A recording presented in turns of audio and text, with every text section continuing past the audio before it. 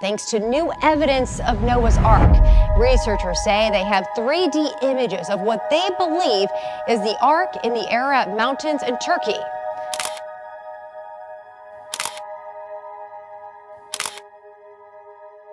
Finding Noah's Ark was like uncovering a hidden chapter of history. For decades, archaeologists and experts have been looking for the remains of this interesting wooden structure. Beyond the wood and lore, archaeologists unearthed something even more startling. Something terrifying has been found inside the Ark that has shocked all religious people, and you won't grasp the reality until you've seen what's next. How does this fantastic discovery change what we know about human history and our spot in the universe? Join us as we delve into what was uncovered inside Noah's Ark in Turkey, shocking people everywhere. The Lost Ark is near the border between Iran and Turkey. For ages, scholars, researchers, and historical figures from various faiths have traveled the world searching for the object that, according to biblical legends, is supposedly hidden among the earthly valuables. In this faith, this story of a new globe flooded before is the central concept, a tale about the triumph of defiance over the impossible. Nevertheless, the Christian scripture can be reasonably viewed as credible evidence that can convince the scientific discipline's skepticism has yet to be forthcoming to the community through what seemed an eternity of conventional geological querying until a strange, wondrous form resembling Noah's Ark was discovered in Turkmenistan. This marvelous discovery, isolated in the mountains, has been accepted by many people, and the Ark fulfills the biblical description of the Ark. This principle also applies to the scenario of Noah's Ark, the wooden structure believed to have existed thousands of years ago. According to scholars, the flood happened 5,000 years ago. Sustained by time, wood may break down orderly or be transistorized entirely. Striking, Durupinar is the site that formed as a boat due to its proportions and which measures about 515 feet in length, 85 feet in width, and 49 feet in height, and the dimensions of Noah's Ark exactly coincide with those that are believed to have been on board. Noah's Ark is the unmatchable legend that is over the religious barriers. Noah, who needed divine directive, built a super-size ark whereby all animal species of every kind and his own family entered to save their lives from that dreadful flood that covered the entire surface of the earth. According to the report in Genesis, the ark settled on the mountains of Ararat, which now occupy the eastern part of Turkey.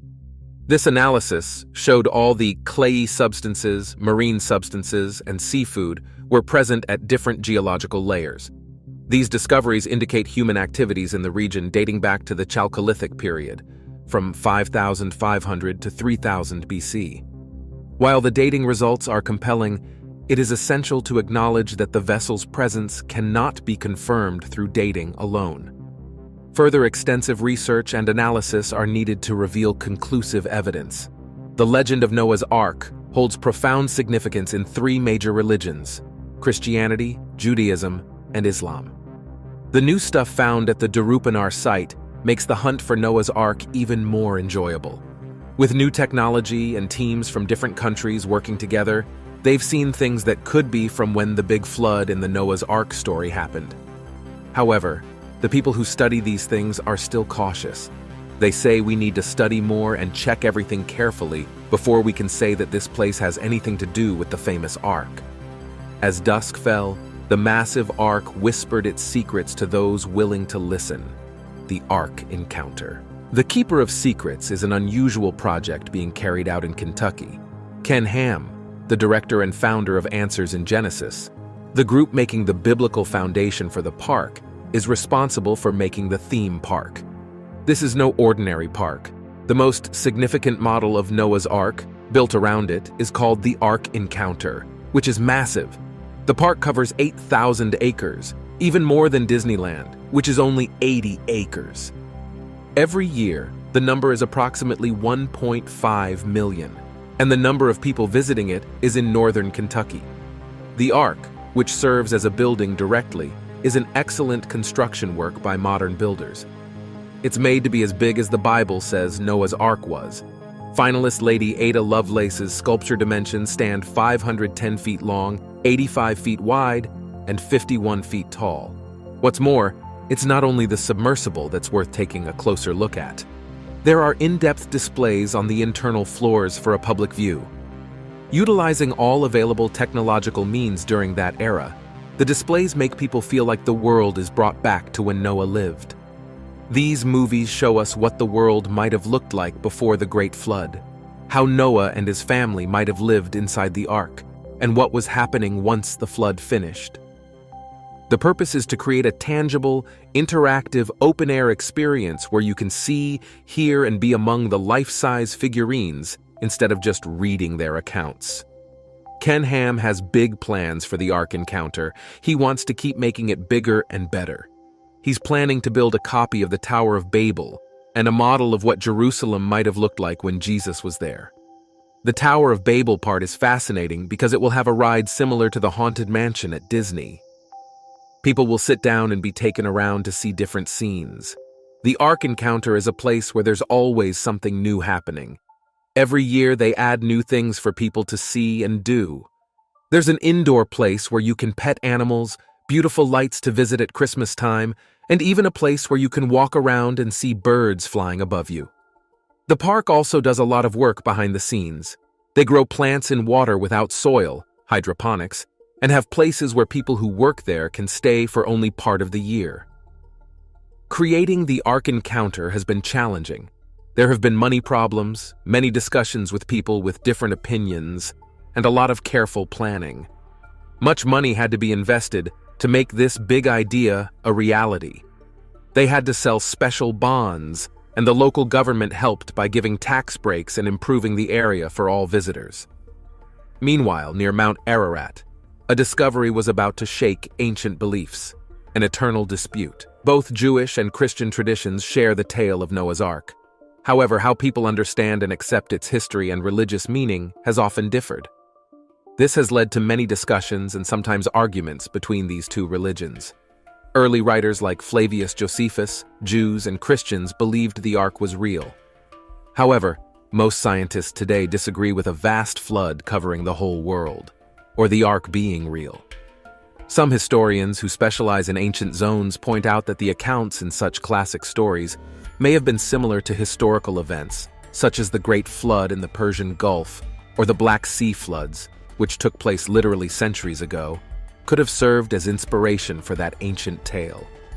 Instead of limiting our conversation to Noah's Ark, they discussed how Christianity and Judaism relate, which means diving into a much larger topic. Jews and Christians have about a couple of millennia in their history together, which was often violent, and heaven knows. This connection has been explored much more deeply in critical analysis of significant events like the Shoah, Holocaust. People who are of the same Bible student group have had a lot of Cold Wars centered on what the New Testament words mean when it describes Judaism.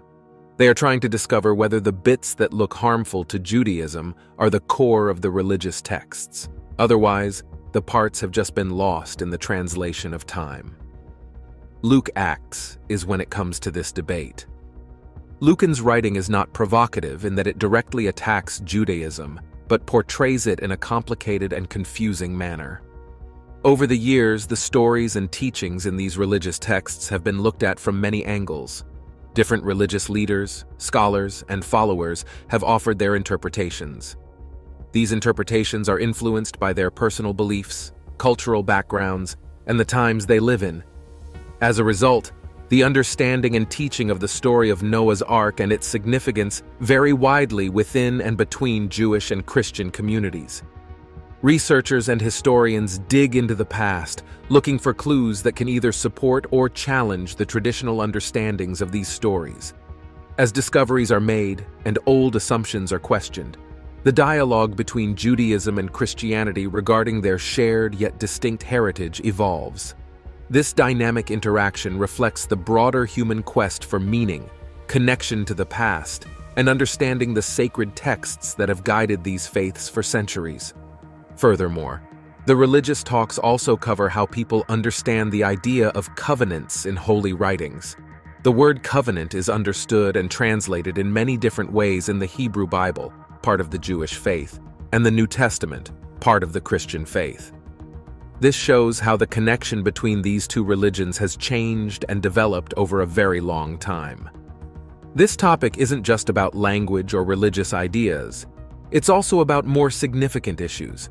These include how closely connected the Christian beliefs are with the Jewish traditions, and whether the promises from God are meant for all kinds of people and for all times. The debate around the term covenant highlights the depth and complexity of religious texts and how different groups interpret them.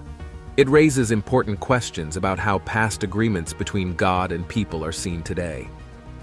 Are these agreements meant to last forever, or do they change as time passes and new situations arise? Also, who is included in these agreements?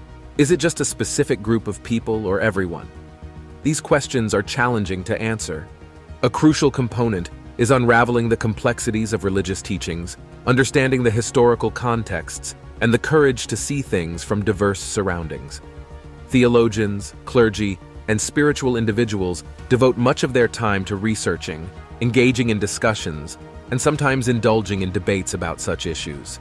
They consult the past documents against translations of several texts and attempt to determine the environment in which such people existed. In the face of faith, a hidden secret surfaced that might change the world's biggest dilemma: the Misha Mountain. It is mentioned in describing the boundaries of that part of Arabia inhabited by the descendants of Joktan, where it is stated that their dwelling was from Mesha even unto Sephar, and beyond even unto, a mount of the east. The Misha Mountain David Allen Deal's idea about where Noah's Ark ended up differs from the usual story about Mount Ararat. He thinks it landed on Mashu or Mesha Mountain, 17 miles south of Mount Ararat. Based on how words are used and stories from old texts like the Epic of Gilgamesh, Deal believes that the Ark first landed on this mountain at a high spot, 7,400 feet up. He thinks that Noah and his family built the first city after the Big Flood, called Mesha Nakshuan, using parts of the Ark. But as time passed, things like earthquakes and rain made the Ark move down the mountain, leaving marks on the way down. Deal's idea is very detailed. He thinks the people who survived the flood used what was left of the Ark to build their new homes. They used the wood from the Ark to make their houses and the sticky tar to keep their roofs from leaking. Deal also looked at old pictures and statues that show characters from the story of Genesis in the Bible, mainly focusing on a woman named Naamah, who is linked to the mountain where the Ark is thought to have ended. He believes these old artworks connect old stories with the story of the Ark in the Bible. The Mesha Stele is the oldest and the longest Canaanite inscription found in the southern Levant, which is the first major monumental inscription in the area. This large inscription represents the most advertent preservation of the Moabite language. Patrick Susterman, an Anglican missionary, found the stone completely unbroken at a point where Dibon now, had stood in August 1868. Humanity's longest search. Noah's Ark is famous worldwide, but is not the only story about a big flood. Usually, different cultures have their own flood stories, and even though each one has been special, they have common themes. Another exceptional myth to be mentioned is Eridu Gensis, which has its roots in Mesopotamia and is the oldest flood story.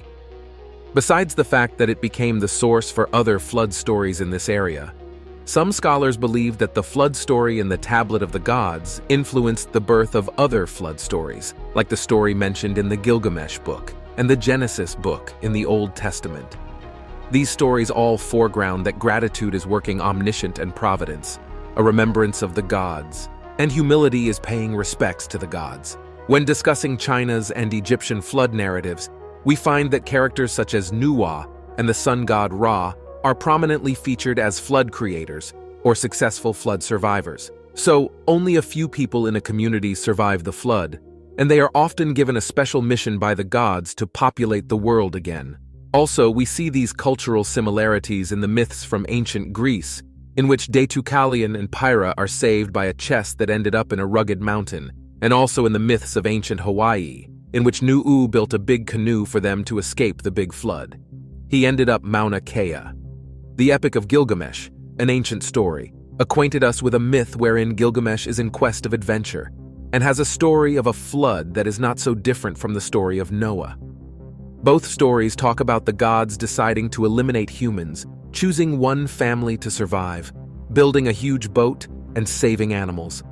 However, some differences show the different cultures and religious beliefs from which these stories come.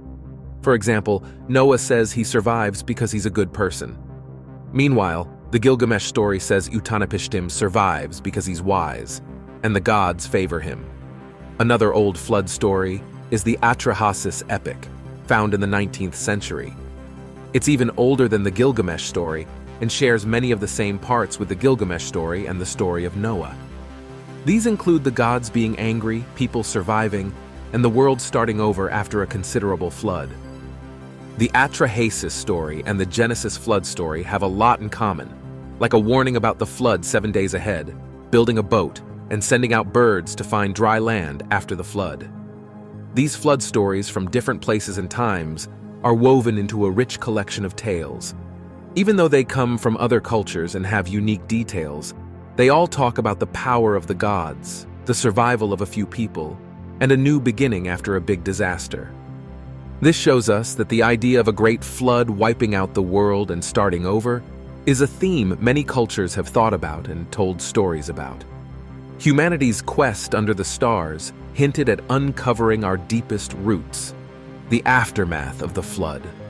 All the men, women, and children that were in the world, except those in the Ark, died. We may easily imagine what terror seized them. Our Savior tells us that until the very day the flood came, they ate and drank. They were deaf and blind to all divine warnings. In this posture, death surprised them. They were convinced of their folly when it was too late. They may have tried all possible ways and means to save themselves, but all in vain. And those not found in Christ the Ark are undone forever. Let us pause and consider this tremendous judgment. Who can stand before the Lord when he is angry? The sin of sinners will be their ruin, first or last, if not repented of. The righteous God knows how to bring ruin upon the day of judgment and perdition of ungodly men. Happy they who are part of Christ's family, and safe with him as such. They may look forward without dismay and rejoice that they shall triumph when fire shall burn up the earth, and all that therein is. We are apt to suppose favorable distinctions in our case or character. Still, if we neglect, refuse, or abuse the salvation of Christ, we shall, notwithstanding such fancied advantages, be destroyed in the common ruin of an unbelieving world. Evidence, it is a true story. A true story. For ages, the epic of Noah's Ark has enthralled the minds of people almost everywhere on Earth by jumbling myths, faith, history, and many other tales, and it has become one of the most astonishing stories of all time. The Bible has the story of Noah's Ark, perhaps the most known one. Still, the people in the Mesopotamian region, China, Egypt, and Greece have all constructed their own stories about floods on a large scale. Such stories could be considered as the safe deposit of old memories of a big flood, or as a storytelling method men use to explain big disasters. No wonder stories such as Eridu Genesis or the Epic of Gilgamesh were written very early in Mesopotamia, which had much in common with Noah's story in the Bible.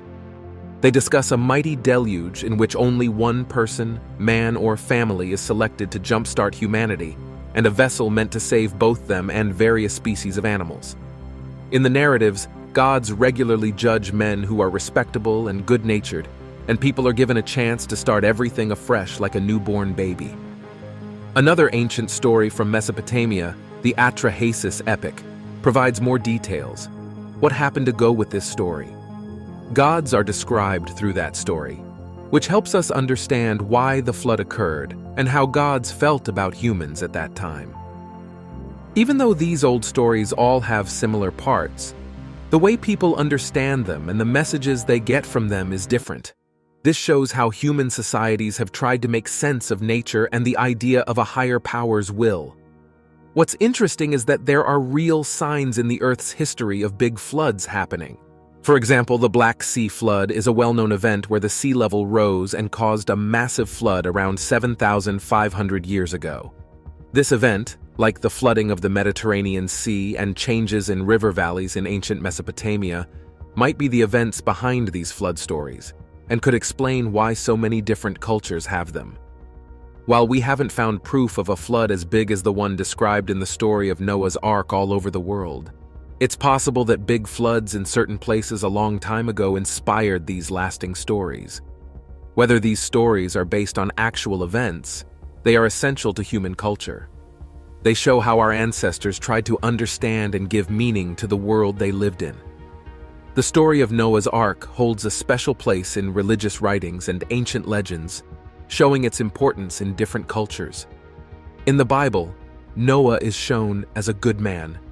God chooses to build an ark. This ark saves a pair of each kind of animal, along with Noah's family, from a flood sent by God to clean the earth of its wrongdoings. This story is not just about Noah's strong faith, but also about a new beginning for people and the continuation of life. Each new clue blurs the line between legend and fact, edging us closer to the truth. Theories on the actual location of the Ark.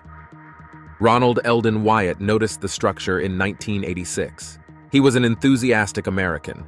He was known for his numerous claims of discovering sites and artifacts related to the Bible until he passed away in 1999. He embarked on over 100 trips, uncovering various places and items linked to biblical archaeology. Wyatt was convinced that the Durupanar site was where Noah's Ark came to rest, and he persuaded many in the church of this idea. However, his claims didn't go unchallenged.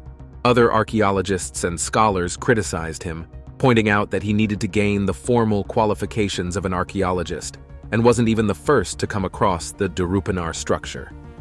Despite these criticisms, Wyatt continued to share his findings with the public, including discovering the Durupanar site. One interesting point of contention about this discovery is its location. The Durupanar Formation sits on Mount Tendurek, a shield volcano in far eastern Turkey, quite far from the traditional site associated with Noah's Ark, Mount Ararat. Despite the countless searches and excavations on Mount Ararat, no definitive evidence of the Ark has been found there, only small wooden pieces and other insignificant artifacts. Despite this lack of significant finds at Mount Ararat, the Durupanar site is a compelling candidate for the Ark's resting place despite its distant location. This discovery has sparked various theories about how the Ark could have ended far from Mount Ararat if the Duroping Formation was the Ark. Some researchers argue that the formation is natural and not the remnants of any man-made boat, suggesting the shape is merely coincidental. Yet, this hasn't stopped speculation that the traditional understanding of Mount Ararat as the Ark's resting place might be flawed. Some theories propose that the biblical Ararat was not a specific mountain, but a region, or that over time the names of the mountains might have been confused, positing Mount Tendurek as the true Ararat. Another possibility considered is that the Ark's remains were moved, either by natural forces or human intervention, to its current location. These debates continue to fuel discussions about the final resting place of Noah's Ark, keeping the mystery alive. A religious heritage. Having a religious heritage calls to mind the story of Noah and his Ark, which is a part of spiritual teachings, and what they teach is faith, obedience, and human-divine relationships. It carries a story passed on to generations with a spiritual connection and a sense of fairness. To that, a story is a plot for most artistic expressions and is the best example of the strong impression on human thought of society. Besides that, the story of Noah's Ark is a link between centuries ago and today's era, which is a tool that links current people with their ancestry.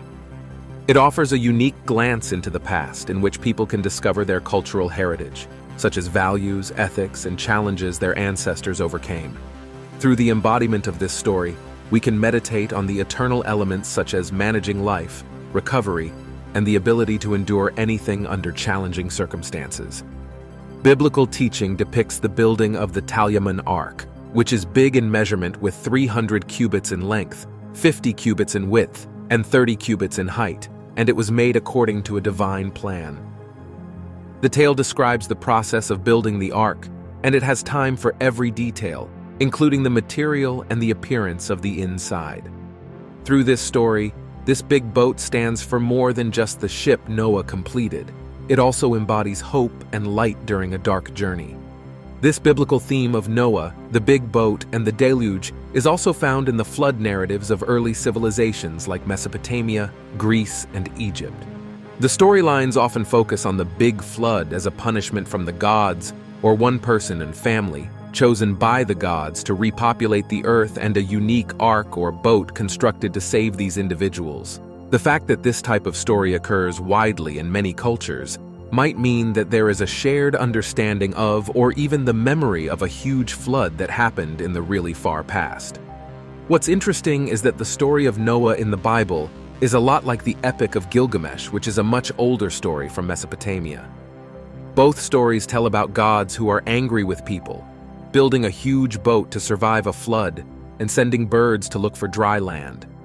When people found the Epic of Gilgamesh and saw how similar it was to the Bible's story of Noah, it made them think differently about where Noah's story came from. These ancient stories of floods might all be connected or have influenced each other somehow. The similarities between Noah's Ark and the Epic of Gilgamesh open up a lot of questions about how stories are shared and change over time. These flood stories could be a way for different cultures to make sense of the big, scary floods they experienced or heard about. These stories help people understand their world and deal with the fears and uncertainties that come with big disasters like floods. In addition, these flood stories might be more than just a way to explain natural disasters. They also teach important lessons about how people should live, treat each other, and respect the power of nature and the divine. A God-centric flood comes if a society is fundamentally wrong, according to the cultural code responsible for girding the society. The flood survivors are mainly good because of their nature, like the Bible hero Noah, who was undertaking his mission, and Utnapishtim, the main character in the Epic of Gilgamesh. This serves as the basis for developing the child's belief that being good is virtuous, and what is right is what should be done. Being presumably 30 decks high and spacious enough to accommodate not only the animals but their food, the Ark was a most sitting house for all kinds of wild and tame beasts. During this huge flood pouring, the Ark, which stood as the only high thing around, was still floating above, giving the promise of a new life. Although it rained continuously for 40 days, Noah let a dove go, and the dove came back with an olive leaf, which was a sign that life was starting to return. But when the water finally went down, Noah, his family, and the animals in the vessel escaped and went on to dry land. God finished it with a glowing sign that he wished to remind us that it would never be repeated. God showed a rainbow as a sign that he won't flood the world again. The story of Noah's Ark is crucial for its religious, historical, and moral lessons. It symbolizes God's kindness, the value of life, and the need to protect all kinds of living things. In Christianity, the Ark is also seen as a sign pointing to the saving work of Christ. While no one knows what happened to the Ark after the flood, recent digs in Turkey have made people interested and full of guesses. Mount Ararat, especially, has been the center of many searches for the Ark. The Noah's Ark Scan project, which uses high-tech 3D scanning, has found something big in the mountains of Turkey. This discovery has made people who study the Bible and scientists very curious because of its unique shape in the land. It was founded in 1959 by İlhan Durupinar, a captain in the Turkish army. This place has made people wonder about and study it for a long time. The people working on the Noah's Ark Scans project have found a shape in the mountains of Turkey that fits well with how Noah's Ark is described in the Bible. The Bible Archaeology Search and Exploration Institute thinks the Ark might have ended up on Mount Elor, a mountain from Armenia to Afghanistan. This idea comes from finding what seem to be old bits of seawood and sea creatures way up high in the area. These findings are exciting because they suggest that these places, which are now high and far from the sea, might have once been under a huge sea or ocean. This supports the story of a big flood, as the Bible tells. The meaning of these discoveries is enormous. It's important only for people interested in religion and history and understanding how the Earth's land and weather have changed. If the Noah's Ark Scan project findings are accurate, they could link us directly to one of the most well-known and lasting stories from long ago. This would teach us about the past that mixes faith, history, and science, yet the rabbit hole becomes even more profound. God's authority. God's authority. Leonard Simmons, a British soldier, gathered many old objects in Iraq after World War II. Among these was a special tablet from Assyria that gave a different picture of Noah's Ark, making people question the usual image of the Ark. According to this old writing, the Ark wasn't the familiar boat shape we usually think of. Instead, it was round, like the coracles used a lot on the rivers of Mesopotamia back then. The little boats were good for taking the wild waters away during the flood, making it possible for people to survive for many years. This wisdom was passed to future generations. The ancient account on this tablet dates back to 4,000 years. This account has been a source of new and exciting hints on the relationship between the well-known Noah's Ark story and the ancient Mesopotamian flood stories. It turned out that Irving Finkel, the British museum worker in whose hands the tablet ended up, managed to translate the inscription on it, and thus revealed much valuable information. The story in this tablet has a lot of similarities with the story of Noah from the Bible. Even folklore says it's 2x2 that the animals had to come on the ark to survive. This discovery offers more than a new way to think about what the ark looked like. It also shows us how long ago people started telling stories and passing down their knowledge from one generation to the next. Finkel's work with this tablet led to more investigation into the story, and there were even plans to build the ark again using the old instructions to see if it could float. However, Finkel himself had his doubts about whether the ark was a real thing. He saw the story as a powerful tale that has stayed in our memory and traditions rather than an actual historical event. Noah's Ark is much more than just a story from the past. It's a deep and meaningful narrative about themes like being saved, God's help, and God keeping his promises. The biblical tale of Noah isn't just about surviving a huge flood. It symbolizes God stepping in to help, save, and show kindness.